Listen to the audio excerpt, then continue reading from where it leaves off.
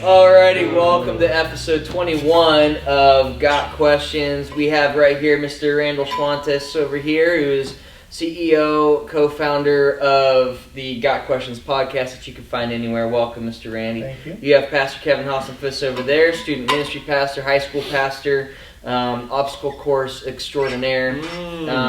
So he puts the beast in the Beastmaster show. So welcome, guys. You're looking great. I'm Matt. I'm the middle school ministry pastor and also co-founder of Got Questions with Mr. Randy here. Welcome, guys. Looking great. Glad you're here with us. This question that we have today is super fascinating. Great question. I've heard it a lot. I know you've heard it. I know you've gotten this request like twice, you said, recently. And so, Pastor Kevin, why don't you tell us what our question is? And don't forget, as you're watching, if you agree or disagree with anything we say, let us know. Put it in the comments section below, or email it in the Got Questions part. Let us know what you think. If you have any questions on top of what you're saying, let us know. We think that's what this is for, is to try to gain understanding or even answer questions of anything that we say too. So, Pastor Kevin, why don't you let us know what this question is, and let's get into this. This is a really good one. The question is actually not that difficult this week, in my opinion. But we could probably talk about it for 6 hours and scratch the surface. Absolutely. So, the question is a simple one, and I've heard it many times. It kind of all revolves around this idea: is it worth it? And that stems from the idea of following after Christ. So this actually piggybacks nicely from what we taught on last night. Absolutely. Is following Jesus worth it? And I think we've all wrestled with that question. And I think it's actually an encouraging thing to wrestle with that question instead of just going, yeah, I'm in. Well, I think you're a fool if you don't wrestle with Exactly. it. That's crazy. Is it worth it to follow Christ? Now, I have a lot of my friends are not believers of Christ. A lot of my friends aren't. And so from my world over here, if asked that, is it worth it following Christ? The answer I hear the most is no. Or I don't get that. Why would I do that? And so I just want you guys to know when we discuss here, that's the perspective I'm coming from. I know it is, but know that when we discuss, that's the world I'm coming from, is the no. And so I just want to throw that out there. And so as we discuss of this, so Mr. Randy, you have a lot of analogies. Kevin's got a lot of analogies. He had great analogies. If you guys missed last night's message, go on our BBG Students YouTube page and go back to last night's. It's going to be titled "Put Me In, Coach" is what we'll title it. Put me in, Coach. Pastor Kevin here gave a great message, great analogy. So if you guys want to know the precursor to this question, go back and watch that. So, Mr. Randy, you said you were going to get some analogies going to this one.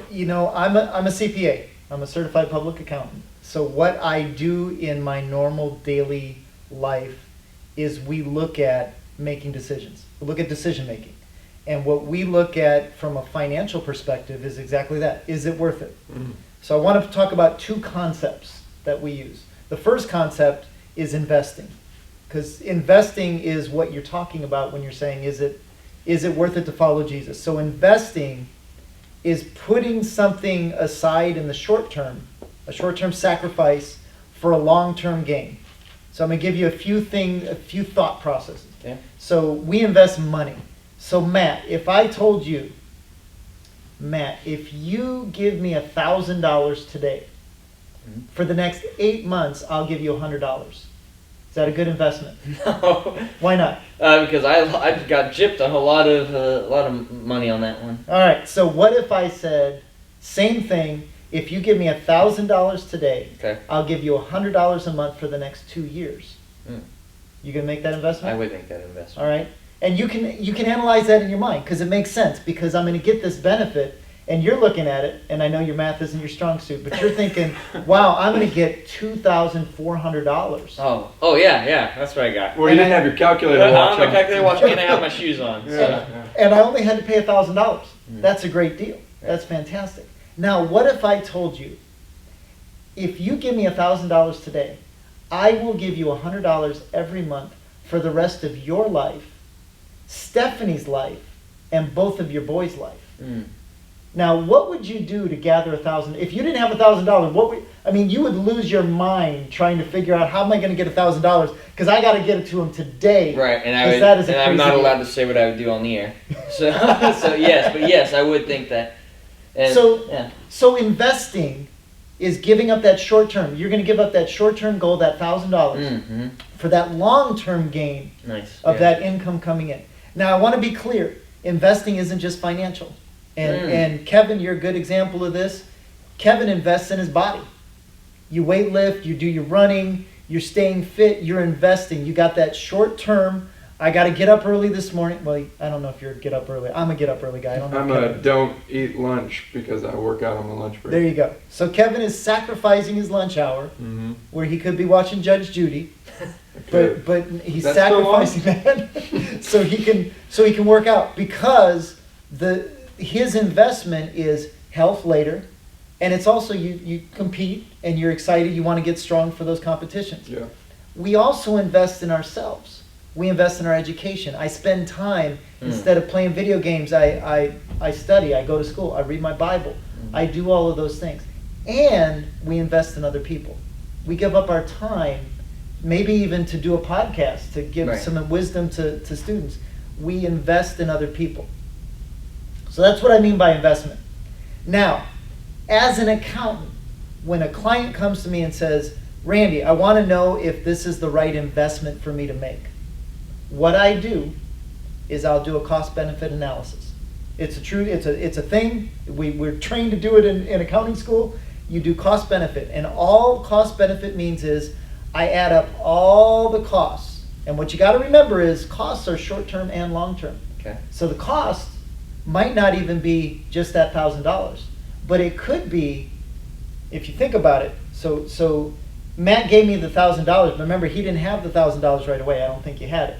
So then he said, I can't tell you what I'm going to do to get it. So the other part of that cost is, what did he do to get it? Wow. Did So I he- just played right into your hands there for this little message you got. Absolutely. So he might have messed up a relationship. That's a cost. He might have put himself into debt with somebody else. He might have gone and borrowed that money and put himself into debt. That could have caused a We relationship just talked issue. about that. For me, I would have had to sell some reptiles. Yeah. Which, man, now I don't have any scaly buddies left. There you go. Yeah. So there's short-term and long-term costs, but then you flip it around and you say, okay, but what are the benefits? So I want to give you an example. I was thinking about today, what's a good example? And one of them that just popped in my head, because it's so hot out, is a swimming pool. So let's say you said to yourself, hey, I want to build a swimming pool. I want to build a swimming pool in my house. Not in my house, outside my house. Right. Because your boys love to swim. Mhm. So If you're you going to get build a enough swimming pool. $1,000 from people, you could build one in your house. There you go. Yeah. There you go. So, when you're looking at the cost, what's going to be the cost for the swimming pool? So, it's really easy to do your cost-benefit analysis. You go to the pool builder and you say, how much is this going to cost to build? And so let's pretend the builder says, okay, it's going to be $10,000. It's a lot of money. So you're gonna have to sit there and think, man, is this a good investment? Is that what I want to do? And then you got to remember that there's other costs, not just that $10,000, because you might have your insurance might increase for your home because now you got a pool in your home, and you might have to have extra insurance because people jump in your pool and they might hurt themselves and all that kind of stuff. So you got to look at that. Now, what's the benefits? So what would be the benefits of? I'll just throw that out to you guys. If you're doing your cost-benefit analysis, what's the benefit of having a pool? When I'm boiling, feeling like the pits of hell are outside, I can jump in something cool. There you go. Okay. Just So you like- got to decide how much is that worth to you. Just gotta like think you through- said, even the investment, like I got people over Yeah, and have conversation with them. absolutely. Yeah. Absolutely. Probably increase the value of your home. So when you sell your house, now it's a house with a pool. Oh, So it's got always on the signs. yeah. So it's got a Pool. little bit of Mhm. extra. So now you have to look through that and say, okay. For example, if the pool cost me $10,000 and I get $11,000 worth of enjoyment plus it increased the value of my home, you go, that's a great investment. I'm gonna go ahead and do that, right? Now, if the pool is $1 million, it's really hard to justify that cost because you got to look at it and say, man, I don't know if I'm going to get $1 million worth of benefit out of this, right? So here's where I break it down with my path with Christ. So what I did was I sat down and I thought through. It was a good exercise for me Because today I thought through, okay, cost benefit, we always got to start with the cost. What's the cost of following Christ? What's the short-term cost? Because you got short-term and long-term costs. What's the short-term cost? So I started thinking, number one short-term cost, I don't get to do everything I want to do. That's just the truth. I don't get to just follow Randy. When Randy decides he just wants to do something silly, he doesn't get to do it because I'm following Christ. And I got to be careful about what kind of leadership I'm showing, what kind of example I'm setting for other people. Okay. So I can't do that. I might not even get all the stuff I want. Because if I follow Christ, I might not be able to do certain jobs. You know, I might be really good at something, and Christ might be calling me someplace else. Might say, hey, Randy, being an accountant isn't for you. I want you to go over here and do this. I might be called into the mission field. I might be called to do an act of poverty, right? So I might not be able to have the same stuff. I might not be able to be popular. Might not. I might have to follow my faith. I might have people looking at me saying, oh, you're one of those Jesus freaks. You know, that happens. Not as much as when you're an adult. I got to say this. I don't know about how you guys feel, but I always hear the kids say, man, it's tough because as a kid, you know, I'm different and everything. High school and middle school and everything, very different from being an adult. Yeah. I don't believe I've been teased about being a Christian as an adult. I just don't feel it. So anyway, long-term costs. What do you think long-term costs? What do you think the long-term cost of your walk with Christ is? Are you talking about like a benefit or what I would give? No, a cost. Yeah, cost. I would. What did it my cost life. you? Okay. My life. So you didn't have control over your life. Correct. Okay. What do you think long-term for you? For me, I've lost certain relationships with people. Yeah. Just because they don't agree and don't accept kind of my life with Christ. Yeah. So look at those are pretty steep costs, because that's us saying my flesh really wants to do this stuff. My flesh really wants to live this way. I'm built that way because we talked about we're built sinful. Let's talk the short-term benefits. Short-term benefits, just and what you got to remember. Ooh, yeah. What you got to remember with benefits is short-term. With your benefit for your walk with Jesus, looks a little different, I think. In my mind, when I think of short-term benefit, I'm thinking probably about 80 to 90 years. Because the long-term benefit goes for eons. Mm-hmm. So short-term benefit, what do I get out of following Christ? What do you guys get out of following Christ? Wow. First thing is you get an identity. Okay. So you actually know your purpose, and you understand that you are no longer making your own identity, but it's solidified in what you built on a foundation that is Jesus. So you're like not going around going, oh, I got to find myself. I find worth, I got to find value. Like right. The value and worth have been expressed through what Christ did and accomplished on our behalf. Okay. So. All right. I'm having a hard time thinking of a short term, because in my mind, with Christ is everything that I didn't have or thought I had or whatever it is. I'm like, everything's the long, like everything's like it's everything. Yeah, but I would say this. So I'll take last night, for instance. Okay. Last night, what did we do last night? We all gave of our time, stayed late, we were hanging out with kids. So we gave some effort. Mm. What did I get out of that? I'm just telling you, if I would have sat home and just done, watch TV or whatever, it would have been fine. Mm-hmm. I would have been happy. Right. Yeah. I left there last night thinking, man, I made some connections with people. I was excited. I was energized. I was fulfilled. Mm-hmm. I felt like I was, and yeah. I don't know if you guys out there in podcast land feel this, but I know for me, when I do something good, and I'm using good in the biblical sense, when I do something that I shouldn't even say that because I can't do anything good. When I do something that you do listen to my message. When I do something that's good in my perception, yeah. So I do some good.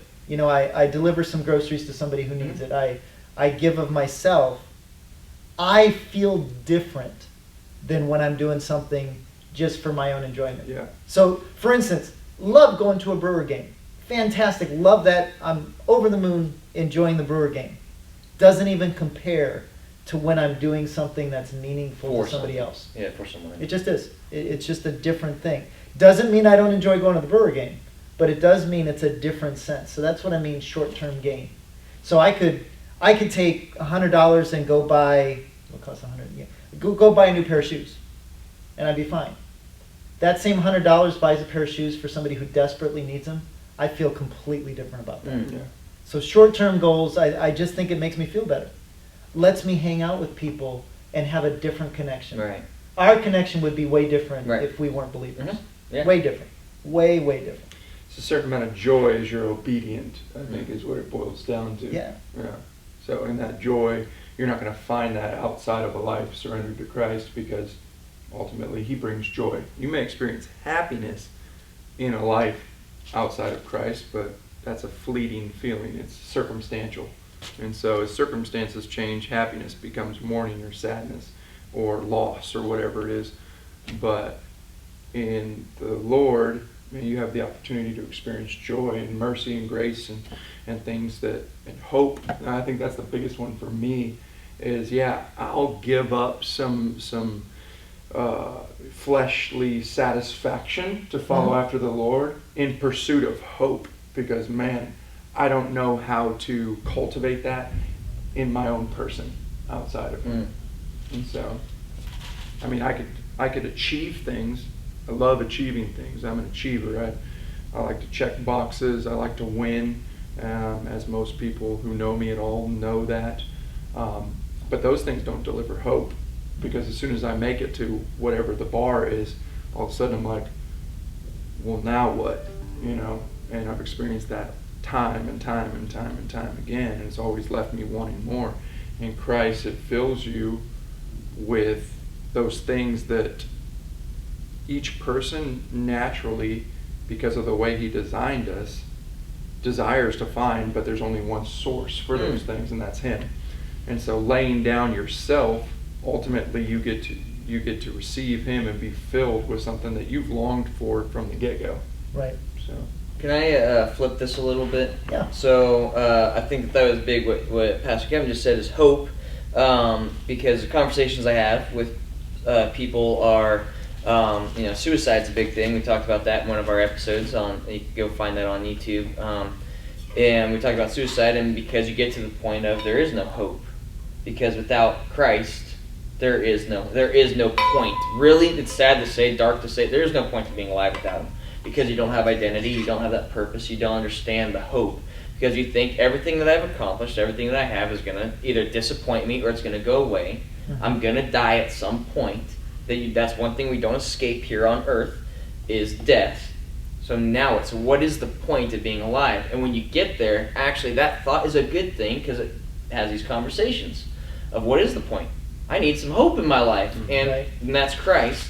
So let me spin this question, because once you understand who Christ is, then you understand that there's a purpose, you have identity, there's hope. That's the big thing at the end that I get out of it, is an eternity in God's presence, an eternity of no sadness, no depression, no weeping, no pain, none of that. It's an eternity of joy, which we don't really understand what that is here on earth because things let us down. But let me spin this question from a worldly perspective, and that would be, if I believe that I know who I am, my identity, if I believe I've successfully done that, I've established myself, I believe that I have, I could give myself what I need, I could go out and I could provide for myself, take care of my family, I'm wealthy, I don't, so why do I need Him? Why would I need God? Why would I need to make that investment if in my mind I have everything, I have it all? So I don't need to give up anything, because I'm satisfied, very satisfied with what I have. So why do I need Him? Would be my question. I would say two things, short term and long term. Short term, you need Him right now, because while you think you have everything, you're going to find out pretty quickly in life in general that, number one, that's fleeting, and number two, it's not as satisfying as you think it is. And I think this pandemic, I'm going to use this as an analogy. This pandemic has shown kids very, very clearly what this looks like, because I've been talking to kids in Zulan. I don't know if high school kids are the same way, but before the pandemic, when we'd be in Club 56 and we talk to them, and they got to talk about video games. Oh man, I wish I could play video games all the time. I wish I never had to do anything but play video games. During this pandemic, we've seen a lot of kids do nothing but play video games. And I've talked to kids and they're going, I can't play video games anymore. I've heard several kids say, I'm just bored.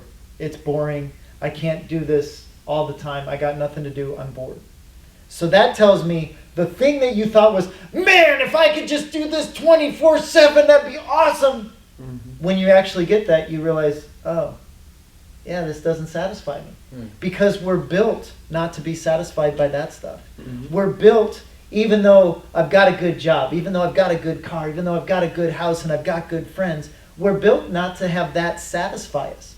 Which is why what we talked about, when we're doing things for others, suddenly we feel different. Mm-hmm. It feels different because we're if you want to do, I watched Jerry Maguire the other day. That's an old movie. Show me the money. Show me the pizza. It completes you. Oh, it does. Yeah.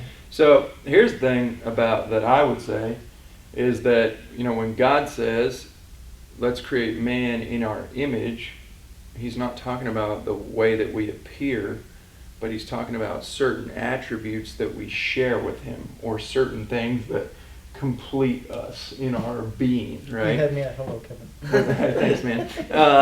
So one of the things that we share with God as he made men, as he made people in his image, is a desire for honor, which that is a word that we don't really know well in this culture, because I don't think we do a good job of doing that to one another, or anything besides ourselves. It's kind of a lost art for us today. But God, as he created us in his image, he built into us a desire to honor him. Well, in the 3rd page of the Bible, all of a sudden sin enters the world, and the honor that was built into us in our being all of a sudden got shifted from a quest to honor him with our lives to a quest to honor ourselves with our lives. And the difference between having a desire in our heart to honor him as God and Lord, and a desire to honor self as God and Lord is true honor in which he intended it. And this one over here is pride. And so pride is the thing that every human being wrestles with. It's the root of all sinfulness. But what we've done is we've mutated what God has built into our hearts, a desire to honor something, and we've taken it off of him and put it onto ourselves. And so really, what we're talking about with this question of, is it worth it? Really what we're having to do is go back to what God intended and daily go, I no longer want to honor myself, I want to honor him. And that is a really, really, really hard thing to do. And you look at throughout the New Testament, there's many conversations that Jesus has with all sorts of different people that are wrestling with this idea. One that pops to mind is Nicodemus. Nicodemus is a Pharisee, and he is an honorable figure in Jewish society, and he has a question for this rabbi who does miracles and teaches like no one has ever done before. And he approaches Jesus under the shroud of darkness. He comes to him in the night, because during the night, people can't identify Nicodemus approaching this guy, the social outcast of Jesus from Nazareth, right? And he talks to him, and Jesus unpacks this thing about being born again. And he goes, born again? How are you supposed to get back into your mother's womb? I don't get that thing. And Jesus says, look, light has come into the world, but yet men love to hide in the darkness. And he's talking to a guy who approaches him in the darkness. But then you've got another story in Mark about a rich young ruler who comes to Jesus and he says, what must I do to inherit eternal life? Simple question. And Jesus looks at this guy and he has compassion on this guy and he says, look, you know what the commandments say. And he starts to lay him out. And the guy says, man, I've kept all those since my youth, man. So he's a liar too. Yeah, right. Look, Well, the funny thing is what is good, and God, and Jesus says, well, God is only good, and he says, you must do all this, and all of a sudden, I'm good too. Yeah, me too. Let me in. Put me in, coach. Yeah. I'm just as good. Yeah. Too. And That's funny. so Jesus explains to him, he goes, okay, well, the one thing that you lack. He even accepts this guy's declaration as valid. Yeah. And he goes, okay, well, then the one thing you lack, go sell everything you have and give it to the poor, and you will have treasure in heaven. Then come and follow me. So he's cashing in all of his earthly chips for heavenly chips. Mm-hmm. Right? That's what he challenges him to do. And he says, at this, the man's face fell, and he went away sad because he had great wealth. And so he couldn't make the decision to take honor off of self or worldly things and put honor back to where honor belongs. And then, this is the part that I really wanted to fixate on, because this is really, to me, answers the question of, is it worth it? It says, Jesus looked around and said to his disciples, how hard is it for the rich to enter the kingdom of God?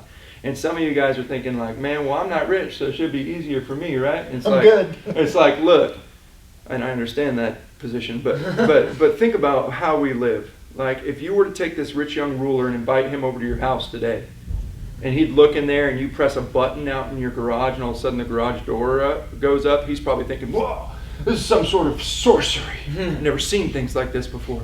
And then you take him into your bedroom and you know, you're going to have a conversation and you need a place to sit, and he sits on your bed and you go, I have never felt comfort like this before. And then, you know, your stomach starts rumbling and you need something to eat, and then you pick up your cell phone and he's wondering why you're putting a stone tablet up to your ear.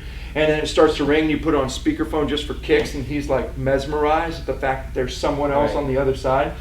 And then you order a pepperoni pizza from Tony up the street, and Tony's not only going to make it for you and box it up for you, but he's going to drive it over to your house and give it to you. And this guy, a rich young ruler, not just a rich young person, but a rich young ruler, is going to go, man, I have never seen service like this before.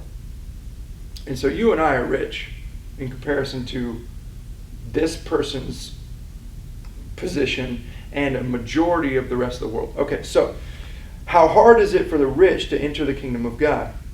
Disciples were amazed at his words, but Jesus said again, children, how hard is it to enter the kingdom of God? It is easier for a camel to go through the eye of a needle than for a rich man to enter the kingdom of God. The disciples were even more amazed and said to each other, who then can be saved? By the way, in this passage, when it says the disciples were even more amazed, I'm pretty sure that what it means is the disciples were even more confused. Right. And they were even more... if they can't, then who? Right. How do you? Even more afraid of their own frailty. Like, well, if he can't do it, he's kept all the laws since his youth. Right? Okay. This is the part that I like. Jesus looked at them and said, with man, this is impossible. But with God, all things are possible with God. And so when it comes down to the question of, is it worth it? Basically, at the root of it all, you are trading things that are impossible as you are trying to achieve, as you are trying to earn, as you are trying to establish, as you are trying to create an identity for yourself that is going to be fulfilling or provide hope or provide joy or provide peace or whatever it is your soul longs for. You, by surrendering all that questing to God, are trading in the impossible for what is possible. And things are only possible for this magnitude and all the things that our hearts truly desire with God. And so, is it worth it? Absolutely.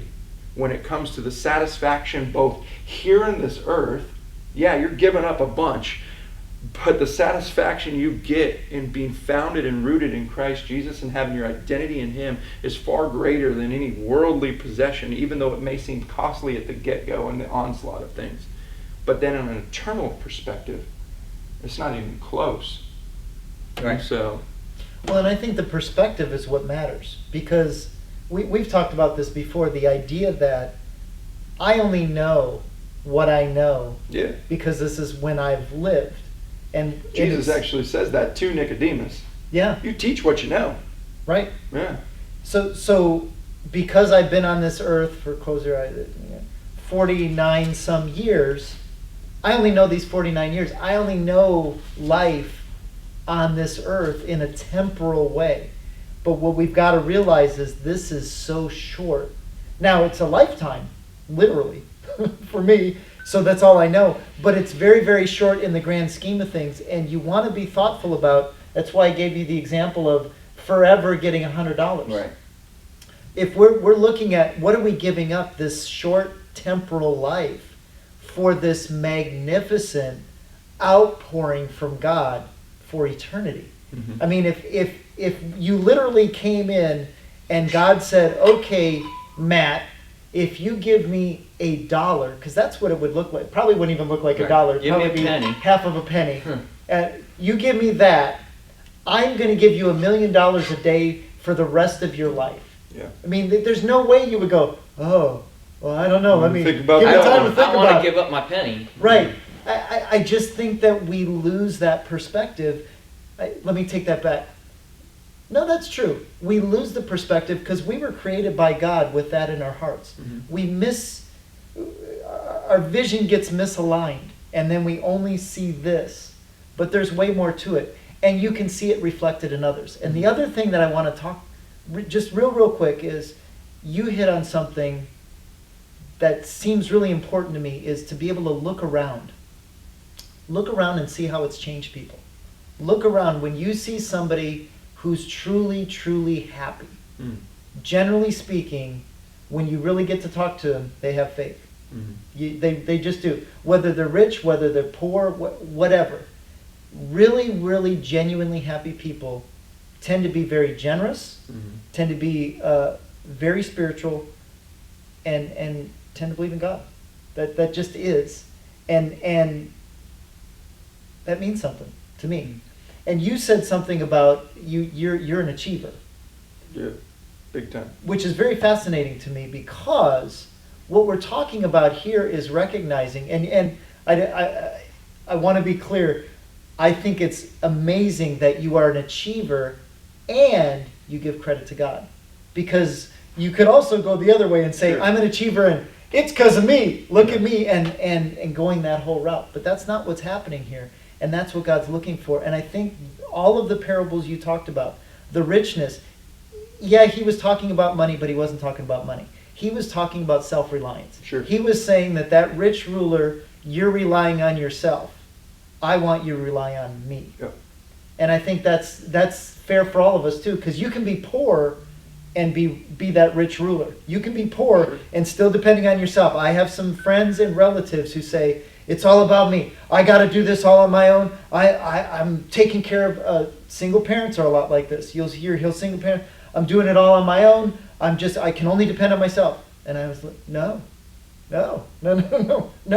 There's no such thing as a single parent. Mhm. That just doesn't exist. God is there with you, and if you're praying to him, you've got a companion. That happens. You cannot depend on yourself. So- What's worth more than your soul? What is worth more than your soul, right? What's worth more than you? Like Jesus says, what good is it? What do you benefit if you gain the whole world but you lose your own soul? Is anything worth more than your soul? You can have everything here on earth. You can have everything. And if you don't have God, that's all you will get, is everything you have. It's going to be short-lived. It will be short-lived, and then you're going to have an eternity somewhere. Mhm. An eternity outside of God is not worth being the richest person or having the best-looking wife. You know, if that's what you're chasing. All this, it's not worth it in the end. It's interesting, when people die, all of a sudden everyone's in heaven. They're looking down on it. You know, they're resting in peace. You know, everyone's in heaven. Everyone thinks that's where they go or their friends go. But in all reality, it's not true. It's just what you said. You know, you could be a rich person, and it's harder it's like a camel going through the eye of a needle, and that's someone who has success. It's someone who, in the society's eyes, was the top dog that they would bow down to or worship or serve. Oh, they're walking in the room, everyone behave. Like, this person's going places. And then if this person passed away, you think, oh, they're watching us now. But that's not what it is. It's your soul, because that's what God looks at. Money's not worth more than that. Randy, if I offered you $1 million for your right eye, You might think about that because you can live with one eye. Like you could, and you're like, I got $1 million. But if I said, hey, I'll give you $1 million for both eyes, you wouldn't do it because you matter. Your body matters. You actually value your own life quite a lot. Where I couldn't even give you $1 million for 2 eyes. What could I give you for your soul? Well, some people will say, I want the whole world. I want this world.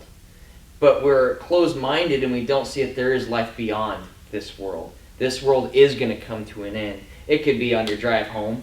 You know, when I even thought of that investment, you said, well, I'll give you $1 million for every year of your life, Steph's life. And I was like, well, what if I got a car crash on the way home? We all died. Like, I didn't even get to enjoy that. You know, we think we're going to enjoy the things of this world, but the things of this world are going to let us down. They don't go with us when we die. They don't. I don't care what you believe in. If you believe in nothing happens when you die, that's a sad thing to believe, too. I'm sorry, that's a bold thing for me to say. It's true. Then that is really depressing if you believe nothing happens when you die. Then it's not to pass on knowledge to make this world a better place. Look where we're at. What good has that done us? You know, there is something happens when it doesn't matter what you believe in, what you do here does not go with you.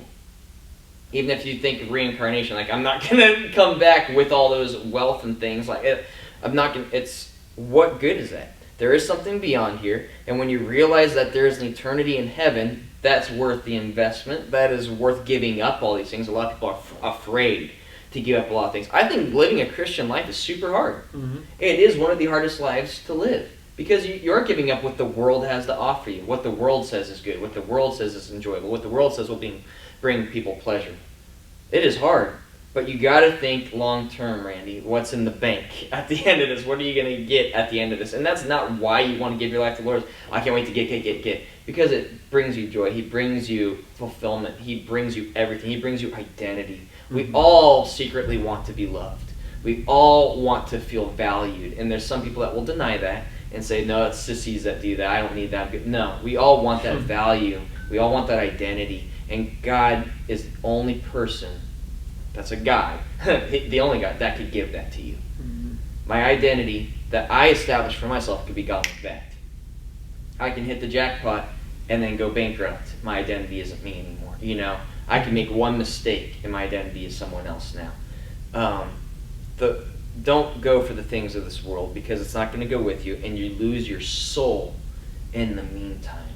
And when you think about that, when you close your eyes, you take your last breath, all that you got to enjoy of millions or whatever it is that you were searching for is like you said, like this compared to an eternity without Christ, eternity without God. And that's the torment is up here saying, I wish I would have. I wish I would have. And we don't want you to experience that. We don't want you to have to go through that. Is it worth it? Yes. A life without God. Right now, this world God is in here, but a lot of people don't know him, and look what this world is. This world is pretty bad. Now imagine all the good in this world. Take that out and how worse this place would be. Mm-hmm. Like even light is good. AC is good. You know, little things like that. You know, earthly good is what I'm saying. And take that away, you know, take God out of this world and it's even going to be worse. That's what hell is. It's just a place without God. And we can't even comprehend that, you know. But that's just a little 2 cents I had of what's worth your soul. There's nothing here that's gonna give that to me except God. So this was a very good podcast. This was a very good one. It was I always enjoy these. These are fun, but I know we got a lot of time on this one. If there's more questions, please fill that out. Let us know what you thought this was helpful. Randy, I like the investment part. Mm-hmm. I love the identity part. I love everything that I get out of this. I get a lot out of this too. I like to learn and hear what other people see and what they view. It's really cool. It's really fascinating to me. I like being open-minded. I think that's a big thing that we should be to one another. Being open-minded and understanding where people are coming from. To have these conversations. That's why these conversations are meaningful to me. I'm open-minded and willing to hear where you guys are coming from. I think that's important in relationships too. But hey, thank you, Randy. Thank you, Pastor Kevin. Let us know what you think. If you have any questions, let us know. Matt, Randy, Kevin, take care. God bless. We'll see you soon.